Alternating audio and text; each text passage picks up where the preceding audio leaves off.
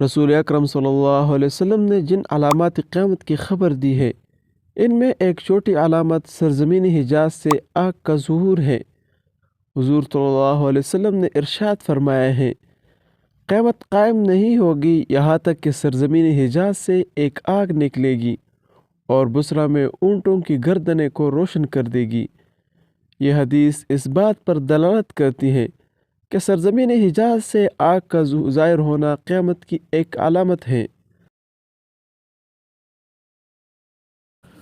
ارض حجاز سے یہ عظیم آگ ظاہر ہو چکی ہے، جس سے بصرہ ملک شام کے شہر حوران کے اونٹوں کی گردنیں روشن ہو گئی تھی۔ کہا جاتا ہے کہ یہ آگ 3 ماہ تک رہی اور یہ اس قدر شدید تھی کہ مدینہ کی خواتین اس کی روشنی میں سوت کاتا کرتی تھی۔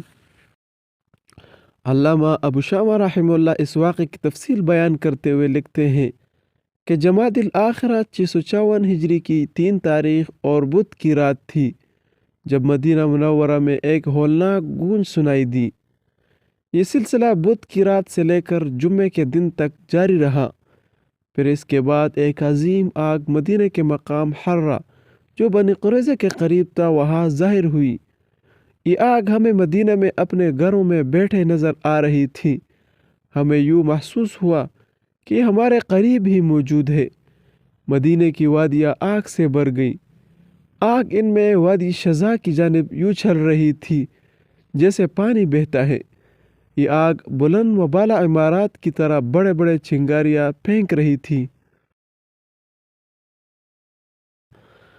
بعض روایات میں ہے کہ ایک آگ نکلے گی جو لوگوں کو میدان محشر کی طرف ہانگ لے جائے گی، مگر آج جس آگ کا ذکر کیا گیا وہ اس کے علاوہ ہوگی جس کا ظہور قیامت سے متصل بھی ہوگا۔ اس کے متعلق حضور صلی اللہ علیہ وسلم نے ارشاد فرمایا ہے، یقیناً یمن کے علاقے سے ایک آگ نکلے گی جو لوگوں کو محشر کی طرف ہانگ لے گی۔ بعض مفسرین کے مطابق یہ ایک ایسی آگ ہوگی جو لوگوں کو اکٹھا کرے گی اور قیامت کے لیے تیار کرے گی۔ یہ آگ اتنی بڑی ہوگی کہ زمین کے ایک بڑے حصے کو روشن کر دے گی۔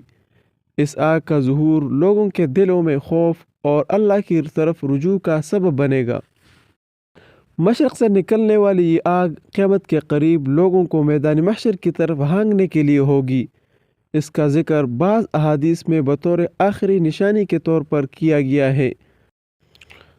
اللہ تعالیٰ سے دعا ہے کہ ہمیں ان علامات سے عبرت حاصل کرتے ہوئے آخرت کی تیاری کی توفیق عطا فرمائے۔ آمین یا رب العالمین۔